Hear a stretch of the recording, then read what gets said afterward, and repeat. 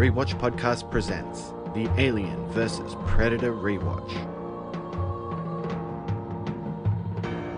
Join us each week as we discuss another film in the Alien, Prometheus, Predator, and Alien vs. Predator franchise. Send your feedback to the Rewatch Podcast at gmail.com. Join us on Facebook at facebook.com/rewatchpodcast or follow us on Twitter at rewatchpod.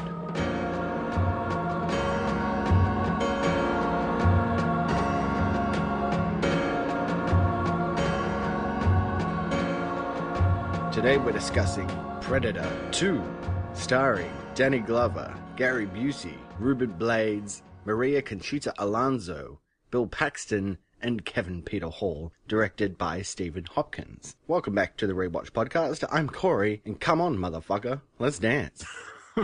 And this is Dread, man. Truly dread. What's going on with us, Corey? Seriously, ever since we've started watching Alien Predator films, our podcast has turned into a potty mouth show, hasn't it? Not my fault that people keep saying motherfucker. I know, it's just endless. And you know what? All the quotable lines have swear words in them, don't they? It's true. Except for maybe King Willie, but we'll get to that. Yeah. First of all, we're here to discuss Predator 2, so before we get too far into trivia and our movie synopsis, should we just watch the trailer? Let's do it.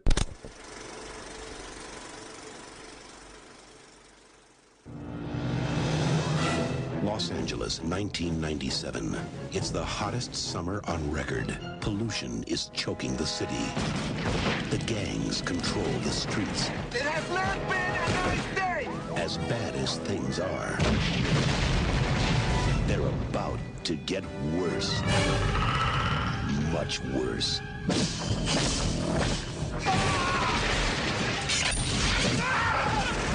Whoever killed him is gonna pay. I'm gonna finish it.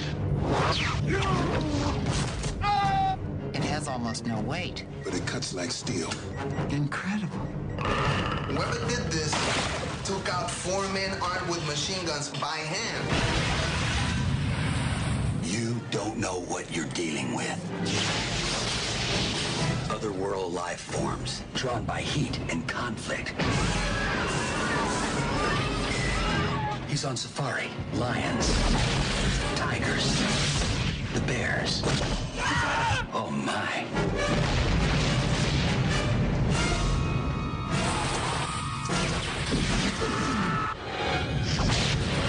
Danny Glover, Gary Busey, Ruben Blades, Maria Conchita Alonso, Bill Paxton.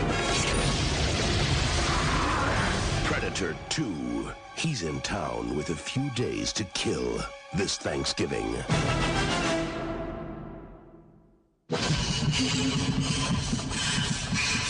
All right, we're back. Predator 2. Yes. Bit of trivia. Yes, we've jumped forward. I think we've gone 3 years, haven't we? Predator 1 was 1987 and Predator 2. So we've jumped forward to 1990, a year before Terminator 2 came out, yeah? Yes. Can it live up to it? It's interesting, isn't it? Like, when we actually really think about where technology and special effects and filmmaking was in, you know, when Terminator 2 kind of popped up, which was a total game changer. And you look at this film, which was released a year before, and, I mean, don't get me wrong, like, I don't want to get into too much about whether we liked it or not, but from a VFX perspective, they're very different films, aren't they? Oh, without a doubt, yes. Anyway, it's all good. So, Predator 2 was released on November 21, 1990, and it was actually number 4 at the US box office in its opening weekend with a gross of over $8 million behind the films. And now check this out for a list. Dances with Wolves, 3 Men and a Little Lady, and Home Alone. The film actually grossed a total of $57 million, $30 million of which was from the US alone. The worldwide box office stands today at $57 million in ticket sales. So, did okay. Wouldn't say it was a mega hit though.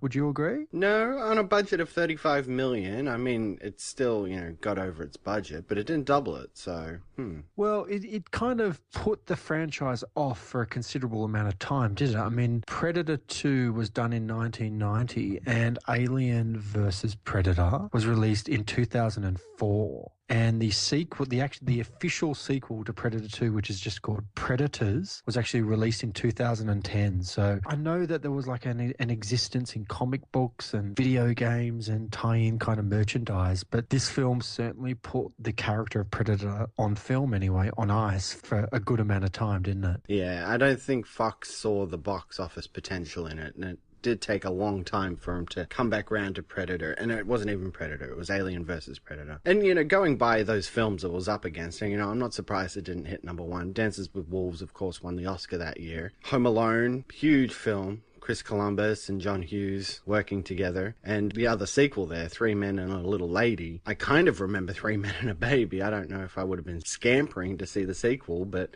hey, it still outdid this movie. Don't think little of those films. I mean, those movies were films that didn't cost that much to make, and they made a lot of money. They might be a little bit antiquated when you think of them now, Three Men and a Baby and Three Men and a Little Lady, but at the time, I mean, they had three pretty charismatic leads. Tom Selleck was huge with Magnum P.I. at the time. Ted Danson was ginormous with Cheers, and Steve Guttenberg was coming off Police Academy. Just those three stars alone were big movie stars, and those two films, they were reasonably big films, and I remember seeing them years ago, but I couldn't tell you what they're like today, truthfully. Yeah, I know. I haven't gone back to them myself either, so... Anyway, getting deeper into this film, apparently the filming of the alley scene was quite troublesome for the filmmakers due to it being filmed in a very rough neighborhood. They did a lot of location shooting around LA in actual neighborhoods, and the alley was littered with garbage, most of which was used in the film. They didn't even dress the set. They just found a dirty old alley. And it was plagued with large rats, and local residents, angered by the noise created by the film, would throw bottles and paper bags filled with feces from their windows at the crew.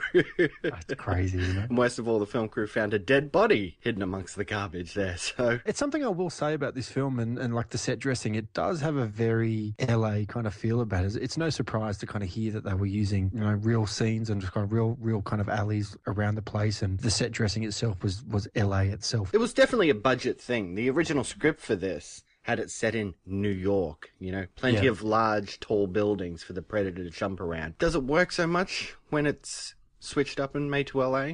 We'll get into it. We will. Putting the alien skull on the trophy case on the Predator ship was apparently the idea of Stephen Hopkins as a way of showing off all the different species and creatures that the Predators have hunted and killed. It was actually also a nod to the Dark Horse comic book series, Alien vs. Predator comics, which were very popular at the time. Since Fox had actually owned the Alien film series, it was easy to obtain the rights to use the alien head in the film. This actually excelled the popularity of the Aliens vs. Predators series crossovers through the 90s, and was actually promptly followed by more comic books, novels, video games, toys, and eventually movies. So it's kind of interesting going from, we obviously spoke about Alien in 79, Aliens in 86, Predator in 87, and now we're on to Predator 2 in 1990, and we've gone past the point of just making good films for the sake of it. Like Alien and Predator had turned into a brand, hadn't it? It was a brand that everyone knew. It was synonymous with pop culture. It was just in everyone's brain. So you just saw like the silhouette of these characters and you knew instantly who they were. So obviously Fox had kind of used that potential and ran forth with it very hard. And that's when we kind of got to Predator 2. And as you say, there was crossover comics and toys and all kinds of things. So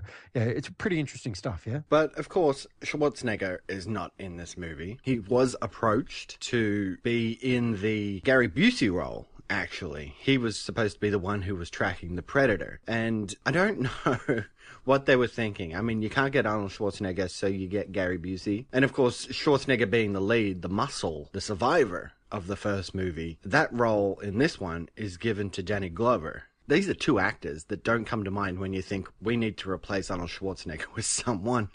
I suppose you've got to think of it from their perspective. I mean, Danny Glover was coming off the red-hot success of, the Lethal Weapon franchise, having appeared in Lethal Weapon 1. Lethal Weapon 1 came out in 1987, and this was done in 1990. And I'm just trying to think when Lethal Weapon 2, was that 89? Or yeah, Lethal Weapon 2 was 89, and those two films alone were huge. And so he turned himself into a bona fide kind of action star. I'll agree with you, though. Not to the Arnold Schwarzenegger kind of level yet. I'm not too sure if they should have pulled the pin when Arnie said no. I think Danny Glover does a capable job. Yeah, he's all right. It's just, Lethal Weapon 2, both big films, but he was the guy who was too old for this shit.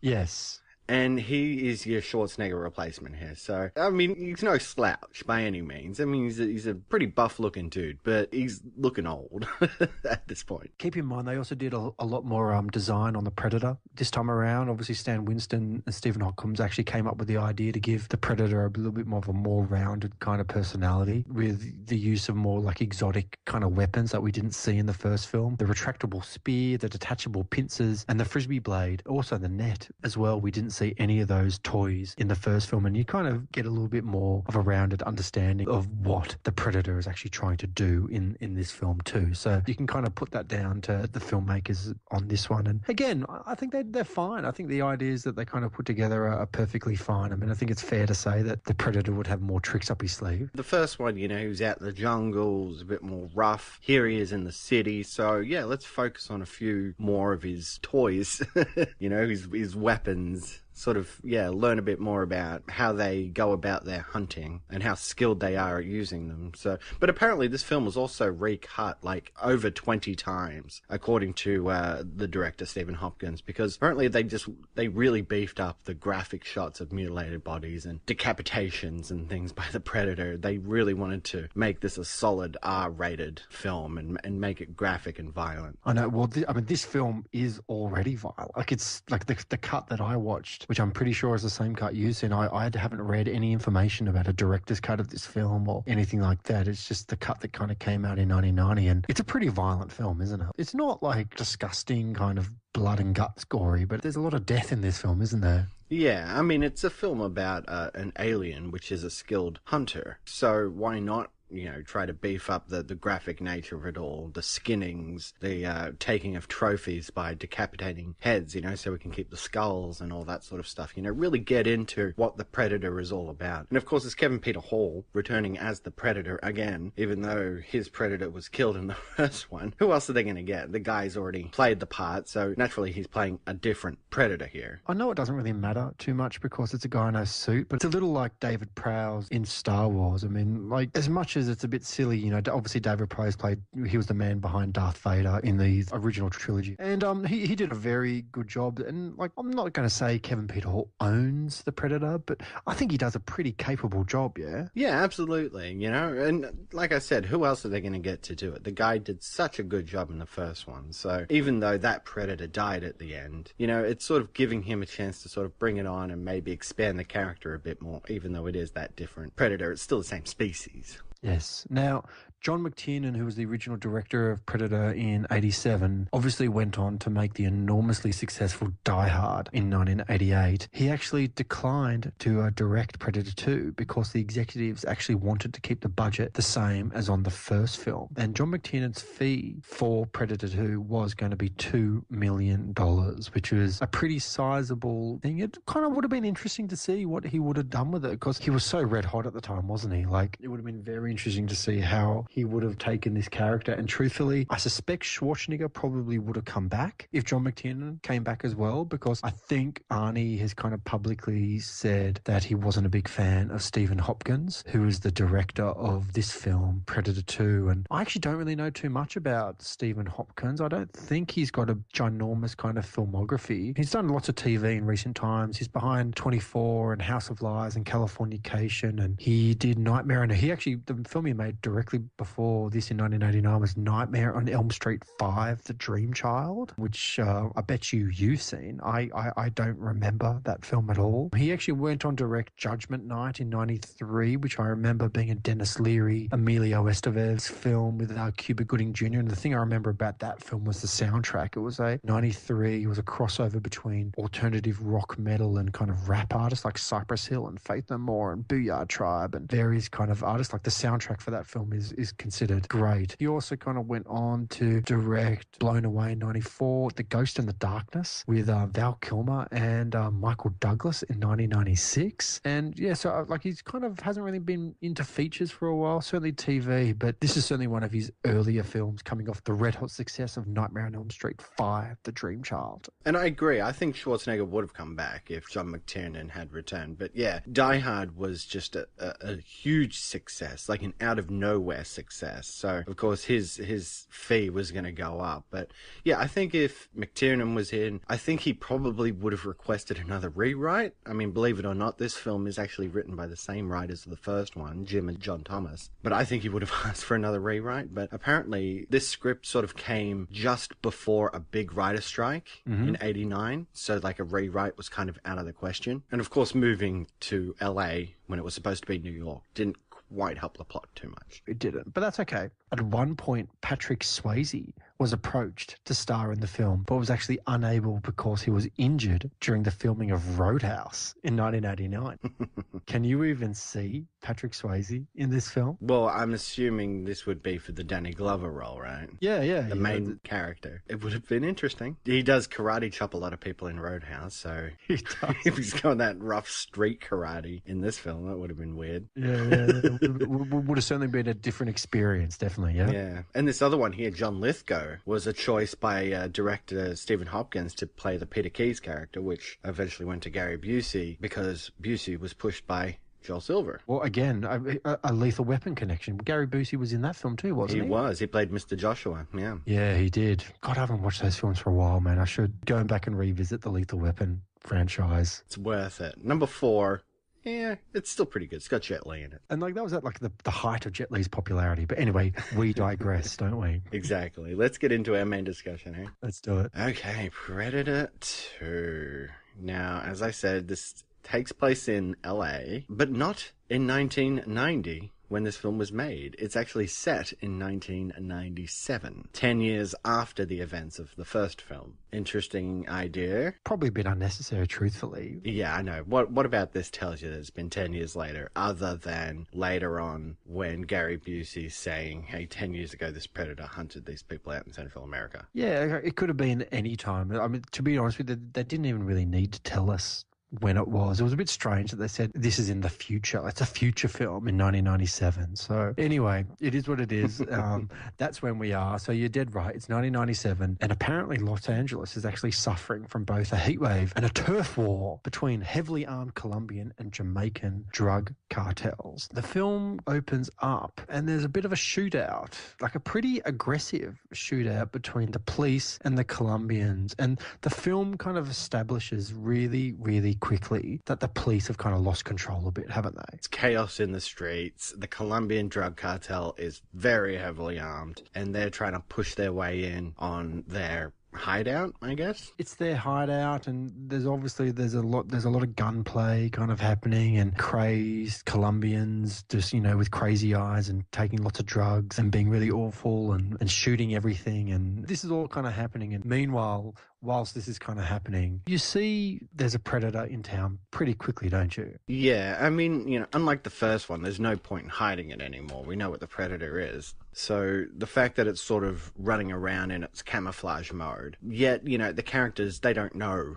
what the predator is. So, Danny Glover sees him, and at one point I think Danny sees him, and of course they don't realize that they've seen him. So it's cool, he's running around and he sort of takes out this whole Colombian gang, and Danny Glover's character, Harrigan, is set up as like the big tough guy. He's the one who's going to come in and bust in with the car and sort of helps out some other cops who are down, and he's supposed to be the alpha male here, the maverick, if you will. You can kind of tell that Lieutenant Harrigan's clearly going to be the hero of this film pretty quickly, don't you? Because he shows up at the scene. He's a very much a take charge kind of guy. He doesn't really like authority very much. Anytime anyone above him tries to tell him what to do, like, he'll listen to it if it makes sense, but if he thinks it doesn't make sense, he'll call out and he'll say that that's bullshit, and he'll stand his ground until he kind of gets his own way. He chases this drug dealer guy up onto the roof after a whole bunch of the Colombians have been slaughtered, and this guy's just like covered in blood, freaking out. Danny Glover comes up there. The dude's like jittery as hell. Harrigan thinks, oh, this guy's gonna pull a gun on me, so he shoots him, and then he sees the predator dead on. It kind of set up that he's got a bit of a fear of heights. It's also a heat wave as well, so he kind of dismisses it. But yeah, right there, the predator is right in front of him. pretty interesting that kind of happens, but you can kind of tell that Harrigan kind of thinks that something's a little amiss, and it's only upon kind of further investigations that the plot kind of thickens, doesn't it? They see that all these guys have been slaughtered. One of them's hanging from the rafters too. Yeah. Do you know what this film kind of reminded me of a little bit, man? And I've just got to point it out right now, because directly after this sequence, Harrigan kind of gets pushed back into the station, and you've got that really stereotypical sergeant kind of yelling at Harrigan, and so saying how like disappointed he is, and it's such a like a typical 80s 90s LA police trope of like a cop on the edge, you know, not really following orders, and his boss kind of being cranky at him the whole time. Yeah. And it kind of just reminded me of, like, do you remember Last Action Hero, whenever Schwarzenegger's character would go back to the station and have that guy and he was just yelling at him the whole time? But it was such a funny kind of thing. But anyway, it just made me think about it. Yeah, and he pretty much gets told that they can't investigate this anymore, because this special task force led by Peter Keyes, Gary Busey, is coming in and taking over. Again, you can kind of tell that something is amiss, and Harrigan doesn't quite want to accept kind of what's going on, but he reluctantly does accept. And Peter Keyes is actually quite nice to Harrigan. But what did you think of Gary Busey in this film? Like, were you a fan? I don't mind him, actually. He plays the perfect level of mysteriousness. Yeah, I kind of think he's actually not too bad. Whenever I kind of think of Gary Busey these days, I just think of a total nut job. A pretty out there kind of personality with the way he kind of presents himself. But I mean, as we kind of mentioned before, I mean, he was coming off the red hot success of Lethal Weapon. We joke about those films now, but they were big films at the time. So like he was doing some pretty good work, and I think he does a pretty good job in this film as Peter Keyes. He kind of presents him with the correct amount of like screw you on like at all costs kind of point of view, and you can kind of tell that he's working on something that's a little secret. So yeah, it's interesting. Exactly. He keeps telling Harrigan that he doesn't know what he's dealing with. Of course, he can't divulge too much. He's on the hunt for an alien. But yeah, he does keep saying, Harrigan, you don't know what you're dealing with, so just stay out of it. Of course, Harrigan is just like, screw you, man. Like, these are my streets. I'm going in there. And then, of course, the Predator strikes again at this penthouse where these, I guess, like, one of the leaders of the Colombian drug cartel has been taken hostage by some of the Jamaicans, and they're doing a voodoo ritual on him. Lone Vega, the crack king. Biggest operator in East LA, 100 keys a week. Why isn't he skinned? And who are these assholes? They're Jamaicans. King Willie's boys. That doesn't make sense. This was a voodoo ritual. I've seen it all before. They took his heart out. What for? Terror tactics, man. You know, to scare the shit out of their enemies. King Willie. Who the hell is King Willie? King Willie. Voodoo priest of the LA posses. Ran the terror gangs for Edward Ciega in Jamaica till he got too powerful. The Jamaican chiefs won't make a move without his approval. So what the fuck happened? Shit! Hey, we got a survivor!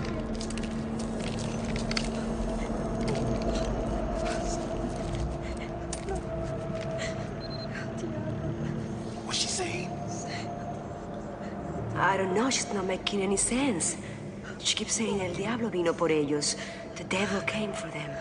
Shit, if the Colombians did all this, then why'd they leave their boss Ramon over there hanging 10 and his girlfriend naked on the floor? Wasn't the Colombians. Our friend from the armory. Right. We got a new player in town. Come over here, Mike. Check this out.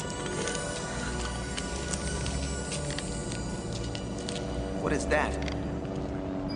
Looks like a spear tip or something. This is a restricted area. I want it cleared immediately. You're walking on physical evidence. I don't know, man. I kind of didn't mind all the Jamaican stuff. Well, you know, for starters, voodoo doesn't come from Jamaica, it comes from Haiti, so there's that little discrepancy that a bunch of Jamaicans would be going around doing voodoo. But, I mean, while they're up there in the penthouse and, you know, they find a lot more skinned bodies, of course, because the Predator was there. I think it's Leona talks about the fact that they do this is because of terror tactics. We'll cut out your heart and perform a voodoo ritual on you. It scares the shit out of people. Oh, yeah, totally. And you're dead right. Actually, he doesn't kill. The Predator attacks, doesn't he? Before anyone sees him, the Predator kind of kills everyone. The Predator is kind of still there, kind of what appears to be observing. And there's a bit of a key in this scene as well where the Predator actually throws, it's like a fork kind of thing. It's like a pitchfork, one of his little toys. I shouldn't call them toys, but they feel like toys. And it actually lodges itself into the wall. So after the Predator kind of kills everyone, Harrigan is one of the first to show up on the scene. They're actually given very strict instructions by the people on the ground not to enter the building under any circumstances because Keyes is arriving soon and he wants to secure the premises and he wants to be first in to check out what's going on. And I think, doesn't Harrigan say something like, pretend we didn't hear that, and just charges in anyway, and before you know it, they're up there. And Harrigan's kind of sidekick is like an actor named Ruben Blades, Detective Danny. He notices this little pitchfork that's lodged in the wall and says that that's quite peculiar. Keyes walks in, gets really cranky with them, kicks them all out, nearly reprimands Harrigan, but for whatever reason doesn't. He just kind of lets him go on his crusade because he realizes he's a good cop, and they all kind of run away. And then I think Harrigan and Detective Danny, don't they kind of coordinate to meet back there at 1 o'clock in the morning or something like that? Is that right? They're going to go back and they're going to have a look around. And even though Harrigan tells Danny not to go in there, he says, wait for me, I'll be there, we'll go up together. Classic mistake. Danny goes in by himself and he retrieves this little pitchfork thing, and the Predator's there hiding out and kills Danny. Which affects Harrigan, beyond belief. He's just totally stunned by it. You think he says something that, they've been working together since they were kids or something like that. So he's obviously known this guy forever and had a pretty strong relationship. I don't quite understand why Danny didn't wait for Harrigan to show up, but I suppose from his perspective, he doesn't really realise that there's a Predator stalking him and is about to suspend him up in the air and skin him alive kind of thing, before you know it. Well, they do know that there is somebody else in town other than the Colombians and the Jamaicans, though. They've kind of put that together between the two scenes. This new player, as they refer to him, has taken out Jamaicans and Colombians at this point. So they know that something is going on. They just don't know what. Yeah, so it's a big mistake on Danny's point to have gone in there by himself. But, I think all this stuff here at the beginning with the Predator is actually pretty cool. It looks pretty good, especially, when he's in camouflage mode.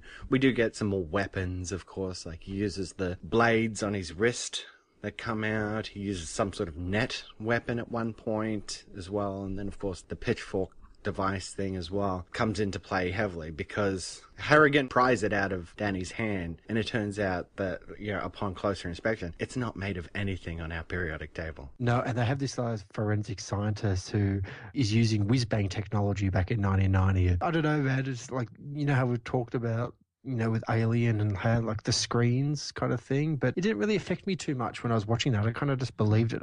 I think the film was so strong. The screens in this film aren't so strong. It is what it is, but yeah, you're dead right. They find out that on this spear tip, there's nothing that's kind of corresponding in the periodic table, and so the mystery is set. Who is this? What is this substance in this contraption? And how are these people getting killed? So all these questions are kind of being asked, aren't they? I think we kind of skipped over him here, but this rookie comes into the picture as well, named Jerry, played by Bill Paxton. Yeah, well, he's kind of introduced at that scene earlier on the station when he's getting dressed down by his superior. After he's introduced to Special Agent Peter Keyes, he's actually introduced to new detective Jerry Lambert, who, as you said, is Bill Paxton, who's the newest member of Harrigan's team. And Harrigan doesn't really want a new team member, does he? He's pretty irritated, doesn't have time for this, and I don't want to babysit this guy, and is he a loose cannon and all this kind of stuff. Apparently, Bill Paxton's character asked for a transfer. He wanted to go to the scummiest part of LA and kind of get his hands dirty with everything, didn't he? Yeah, he's running around all cops and robbers and he's cracking jokes, and this place doesn't want him down, I guess, really, but he's eager at the same time. He's always doing stuff for Harrigan. He's also a bit creepy as well because he tries to get with Maria Conchita Alonso, who neatly puts him in his place. You can tell this is a woman that you do not want to stuff around with. Yeah, he tries to kind of get it on with her, and it just doesn't really work out for him. And after, he says something actually quite vile, actually. He's quite a disgusting kind of character at times. He says something like, she must be on a rag or something like that. You know what I mean? It's quite nasty, But Harrigan actually gets a meeting with King Willie, who is the leader of the Jamaican voodoo gang. And this guy... just the concept of a Jamaican voodoo gang. Like, it's just... it's so silly, isn't it? Oh man, he comes like strolling out of the fog in this alley and just starts laying out all this voodoo garbage. He's talking about where the Predator is. He doesn't know who he is, but he knows where he is. He's in the spirit world, and he's coming for them. But don't forget, you got that scene as well, like where I think Lambert and Harrigan are like on the street walking, you know, about how they're going to deal with the Predator and avenge Detective Danny's death. And that big like Merc, or not a Merc, like a limo or something like that shows up. They open the door and the smoke just billows out, and it just says King Willie. And Jerry's like, "Do you want me to come with you, man? I'm going to tell you, man." And Harrigan's like, "No. It's fine. I'm okay. Please don't. I will call you later." And you can tell that Jerry doesn't trust these guys. They say you won't talk to me. They say you offering me favors. Tell me why, Babylon, Mr. Policeman. I want some information. Information?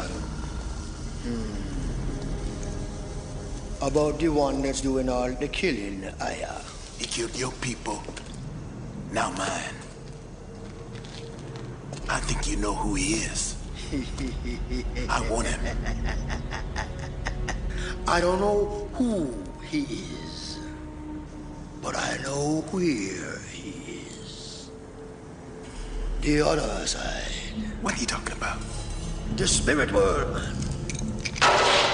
You see, it's always the same. There's no stopping what can't be stopped. No killing what can't be killed. Hey, make sense, man. This thing that's killing your people and mine is from the other side. I can feel him all around. You can't see the eyes of the demon until him come calling. This is Dreadman. Truly dread.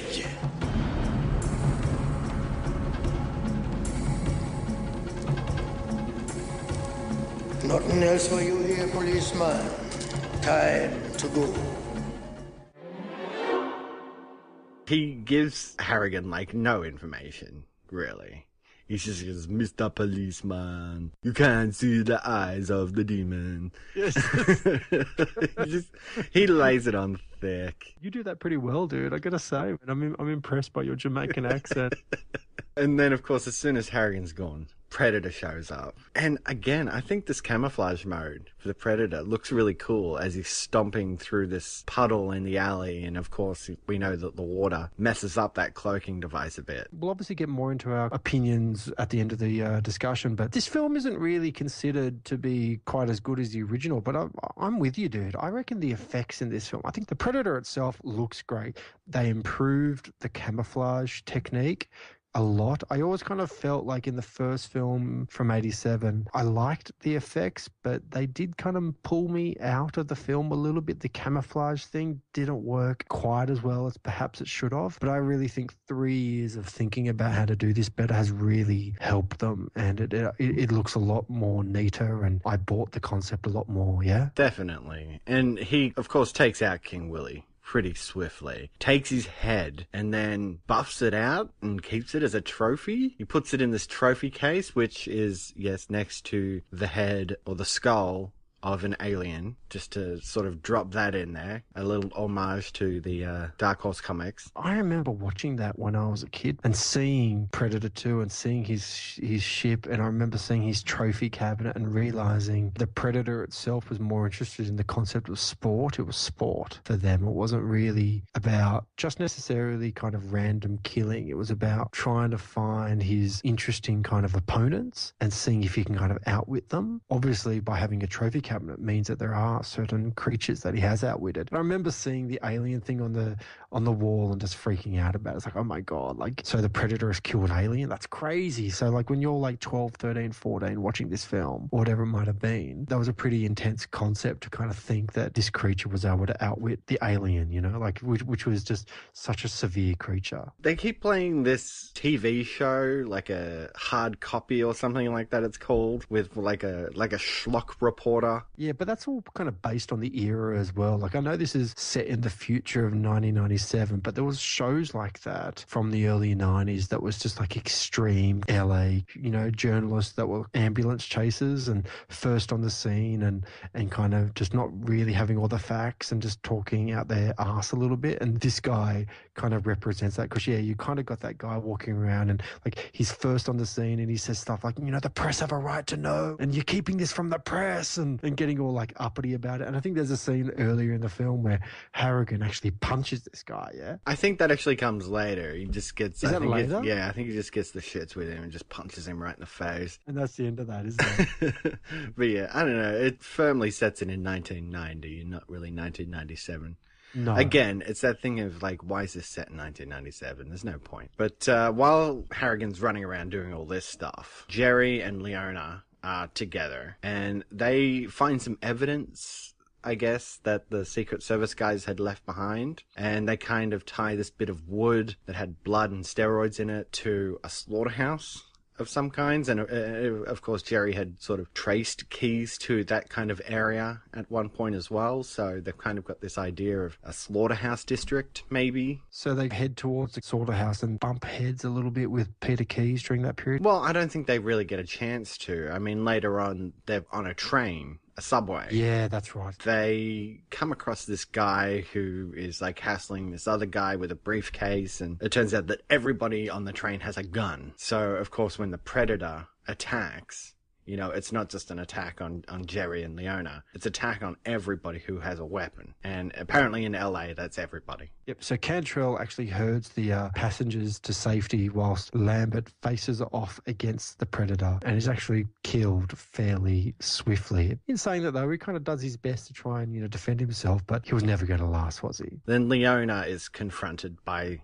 the Predator afterwards, and he picks her up by the neck, but he discovers that she is pregnant and she is let go. Yeah, so again, another rule of the Predator's canon that we're not quite aware of until that is kind of revealed. So is he sympathetic towards people carrying child? I suspect he probably is, yeah? Well, I think it's a hunting thing, actually. You know, I remember fishing with my grandfather when I was a kid, and occasionally we would pull in an octopus or a squid, and he would say, oh, you know, this octopus has eggs here, so we want to put that back because, you know, if we take all the eggs with us and kill those, then there's not going to be any more octopus left. And I think there's definitely a code, and with, you know, obviously we'll get to the end of the film, but I think the end of the film in particular signifies the code that the Predator kind of lived by. But Harrigan does show up at the train, and he hears the Predator a bit further down the tracks and finds him like ripping Jerry's skull and spine from his body and taking it with him. Pretty nasty stuff, actually. It is. It's a bit full on. And he chases the Predator into the slaughterhouse district where he is, I guess, cut off by Keyes and his men, and he's sort of brought in to their operation. Harrigan, don't you show up in the damnedest places. Come here, Lieutenant. I got something you might find interesting. What is this? How many times do I have to tell you? You don't know what you're dealing with. There's your killer. Wonderful, isn't it? Pheromone signature left by his body. These are scent molecules. Punch up 3. 10 years ago, one of his kind stalked and eliminated an elite special forces crew in Central America. There were 2 survivors. They indicated that when trapped, the creature activated a self-destruct device that destroyed enough rainforest to cover 300 city blocks. Remarkable weaponry. That's right, Lieutenant. Otherworld life forms. Huh? A fucking alien. Iwo Jima, Cambodia, Beirut, drawn by heat and conflict. He's on safari. Lions, the tigers, the bears. Oh my. Trophies. That's the game, isn't it, Keyes? You're the lion. This is his jungle. So why can't we see him? Defensive adaptations are astounding. It's somehow able to bend light. It's the perfect camouflage. You admire the son of a bitch. Not what he does, Lieutenant. For what he is. For what he can give us. A new era of scientific technology. I've waited a lifetime for this, and I'm not going to miss the chance. Mr. Garber, we're picking up something on the pheromone scanners. Well, he's brought into their operation, and all the information that Keyes has, which he probably should have given Harrigan earlier on in the film at some point, but he finally gives him and said, fine, if you're not going to go away, we may as well kind of include you a little bit. Even though he tells him everything he knows, then just puts him on the sidelines. He doesn't let him get involved. He just kind of says, this is what's happening. This happened a few years ago. And doesn't he kind of say something that this happened like last year in another part of the world, or there's been several kind of events or something like that, and it's extraterrestrial, and it's clear that it's almost like the same way of what Paul Reiser's character was doing in Aliens, where he wanted to bring back the alien back to Earth so they could farm its technology and create weapons and stuff. Well, Peter Keyes is kind of trying to do like a very similar thing, isn't he? He realizes the potential of the technology that the Predator kind of has, and he wants to use it for his own advantageous ways and make a name for himself and also make some money at it at the same time, yeah. And it makes sense why this would have been the Schwarzenegger role if Schwarzenegger had signed on. But yeah, he needs to be really careful about what he's doing, because he knows a lot about the Predator, actually. And he knows about the heat vision, so they're going in there with these thermal suits on, and yeah, they have no intention of killing it. They want to cryogenically freeze him so they can capture him for study, and of course keep his weapons, and of course have him not use his weapon to blow up the equivalent of 300 city blocks. He realizes the heat vision thing, but he also doesn't really understand as well that the Predator has this helmet over his very ugly face, and on that helmet is obviously some kind of computer that the Predator can adjust at all times, and he can actually change the way he looks. So if they're trying to like mask the Predator's vision by using some kind of masking agent so he doesn't see heat, he just adjusts something on his visor and he can see something else, can't he? But they don't really realize that, do they? Which I think is a really good twist in the events. I like that too. You know, the heat vision is a preferred method of tracking, but yeah, he has all these different settings, and he actually gets it to a setting where he can see the lights, and just the lights, because they're all carrying torches. So you got these, I was going to say rookie agents. They're not really rookies. They're professional police officers, but like they're not even slightly equipped to deal with this thing, are they? Like, the Predator is just all balls to the wall, and these guys are just so ancient technology that they're not really ready to combat this kind of creature, are they? It amazes me to think that they might try and tame it and actually harvest its technology, which is essentially what they want to do. You know, for all their planning, they didn't seem like they were quite prepared to do it. I mean, this is a very intelligent creature, enough so that it has been able to cross the universe in a spaceship and come to another planet in order to do its hunting. So it's not like this is a stupid creature that they can just beat down into submission and think will come quietly. So when the actual Predator arrives at the slaughterhouse from the trap that Keyes and the rest of the men have set up through their use of thermally insulated suits and cryogenic weapons to capture him for study, the Predator arrives and the trap is sprung. Keyes is actually wounded, but Harrigan actually attacks the Predator, wounds him, and removes his mask, which, again, I actually thought the scene in this was actually a little bit more effective than the first film. The fact that Stan Winston was able to kind of go back and redesign certain elements of the creature itself and the mask itself, because I thought the face looked great. I thought the Predator itself looked really good. The way it moved and everything kind of in it. Like, you can kind of tell the technology behind the suit itself and the making of it was pretty top-notch, yeah. Like, it's good work. Yeah, without a doubt. And it's a good sequence, too. I mean, they're in this slaughterhouse. They know that the Predator likes to go there to feed, as they say. So, yeah, when he's taken out this whole team and sets off the fire sprinklers, so he can't use his camouflage anymore, so he kind of gets cornered. And you believe that Harrigan's able to get in there with his shotgun and sort of wound this Predator to a point where he's unconscious long enough for him to remove that helmet. It kind of turns into a bit of a ruse, doesn't it? Like the Predator kind of gives everyone a bit of a false sense of security, and it turns out pretty quickly that the Predator is okay and he's able to kind of adjust. And he is wounded, but he's not down for the count. He gets up, and I think Keyes kind of intervenes, basically saying to Harrigan that he's going to save his ass or something like that. And he tries attacking the Predator with his cryogenic weapons to try and capture him at long last. It would have been nice if maybe they attacked him from all sides. That would have made more sense rather than just have one guy trying to attack him. But anyway,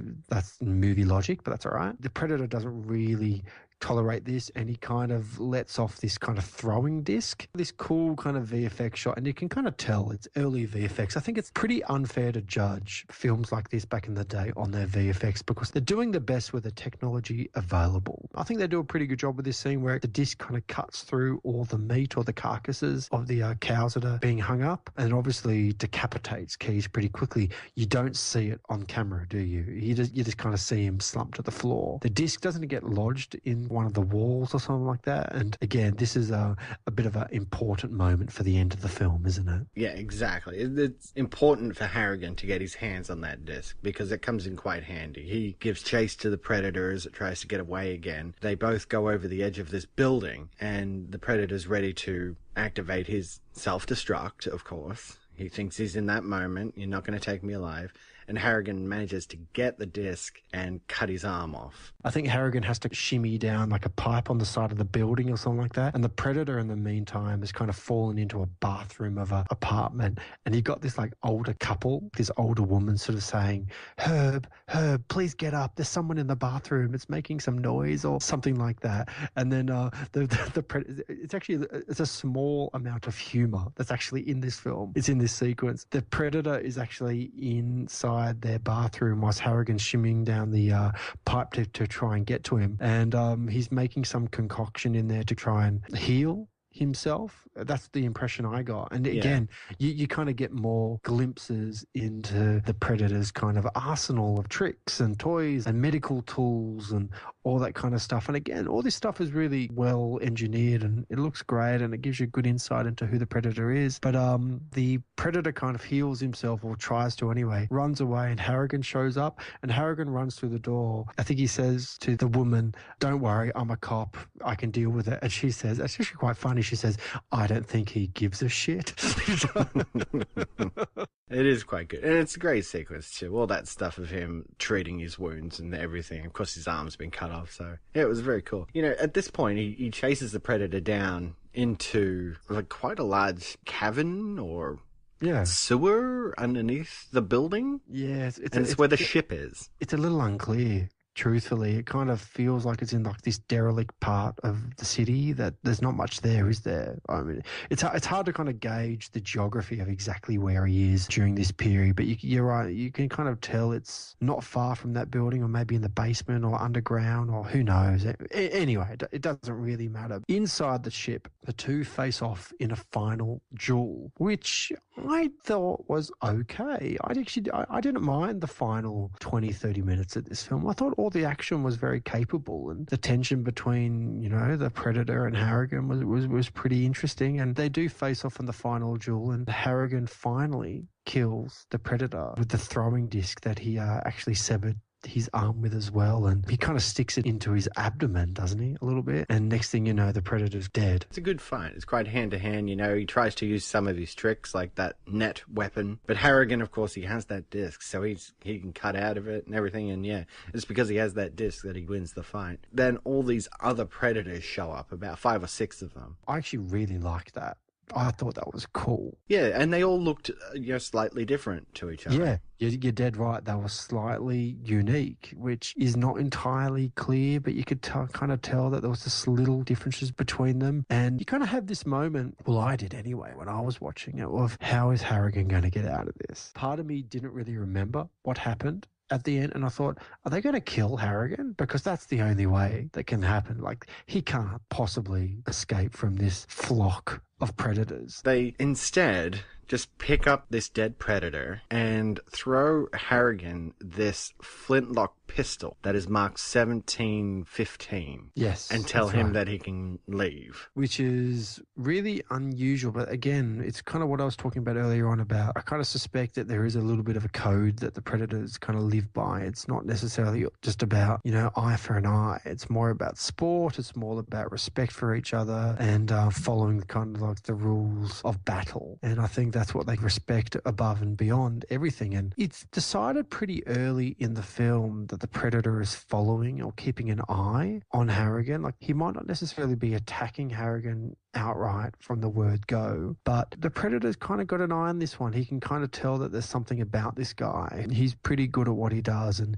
he's a survivor, and he could be a worthy foe. Is that a reasonable statement, do you think? Yeah, I think so. Like, he was targeted as being the one that they want to fight, not unlike the Schwarzenegger character in the first film, the one who's going to actually go face to face, head on, have the honor, I guess, of hand-to-hand combat with the predator. It's kind of made clear that they've been on Earth for kind of some time, and there's been several battles, and Harrigan basically escapes from the ship as it's taking off and reaches the surface just as the remainder of Keyes' team arrives. And they're really cranky with Harrigan at first, and they're like, what have you done? Like, you've let them go, this is like our one and only chance to get this technology. And Harrigan just doesn't care. He's just like, screw you. Like, I don't have any time for you. I've been through hell and I did what I had to do, and that's kind of that. Well, he does say, I think you'll get another chance. And I think the fact that they gave him that pistol saying 1715 has told Harrigan that these predators have been coming down to Earth for a long time and doing this. And they're not going anywhere anytime soon, are Exactly. They will be back. That's essentially the end of the film. That's Predator 2, man. So what would you do? Would you give this a rating, recommend? Well,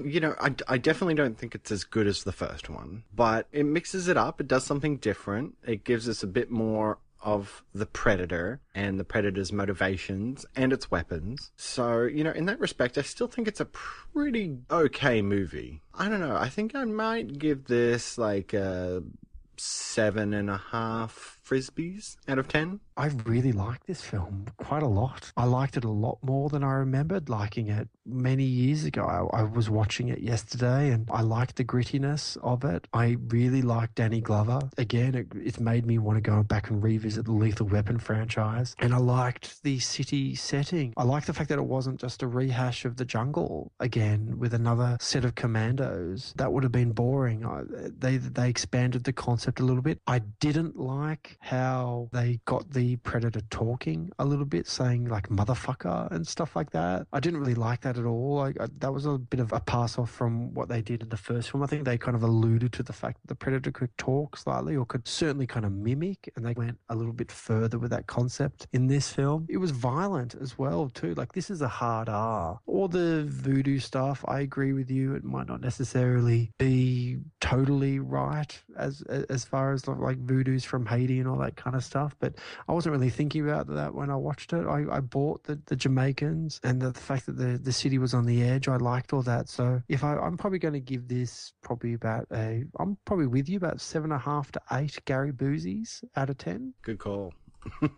I would definitely recommend it. We're pretty much in the same place with this. Exactly. Okay, so next week we're heading back to Alien and discussing Alien 3. I'm looking forward to getting back to Alien 3. I'll be pulling out my Blu-ray this week. All right, so that's it for this episode of the Rewatch Podcast. Keep up with listener interaction by joining our Facebook page at facebook.com/Rewatch Podcast. Follow the show on Twitter at RewatchPod and visit our webpage, rewatchpodcast.podomatic.com. And head over there while you can, because we will be steering away from Podomatic in the near future. But remember, you can always write us an email or record a voice message. Send it over to the rewatchpodcast@gmail.com. Always happy to hear from you guys out there. And also if you've enjoyed the show, please consider giving us a rate and review on iTunes. Always very helpful. And you can help support the Rewatch Podcast by heading over to patreon.com/Rewatch Podcast and making a monthly contribution as little as $1 helps us keep the lights on. And we're also on YouTube, so just search Rewatch Podcast and subscribe today.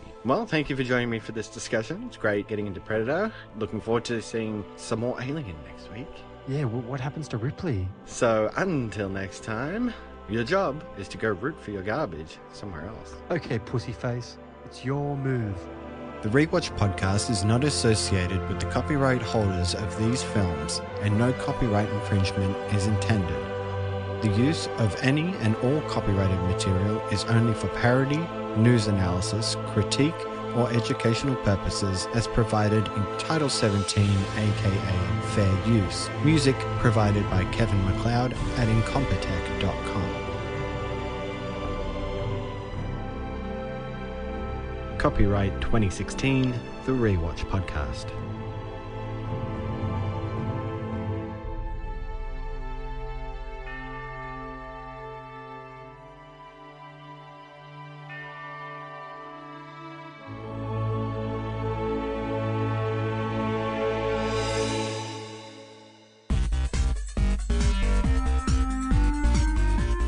Hi, Rewatch Podcast listeners. I'm Corey. I'm Tom. And I'm Nathan.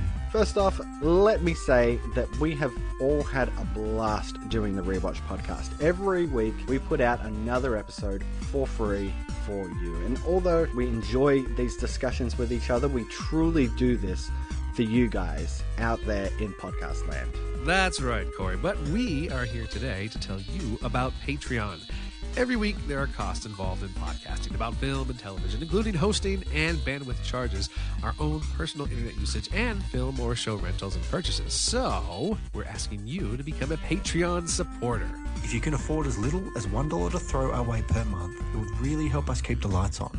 And if you want to send $100 our way every month, we wouldn't turn that down either. But it's your choice, and we appreciate the support you bring. As always, we strive to bring you the best quality shows we can create, and we hope that you enjoy them. So head on over to patreon.com/Rewatch Podcast to become one of our patrons and show your support for the Rewatch Podcast. And if we get enough patrons, we may even be able to produce exclusive content just for the supporters in the form of simply getting episodes before the main feed release, or even bonus film discussion episodes as a thank you for your support. The website again is patreon.com/Rewatch Podcast. Thanks, everyone.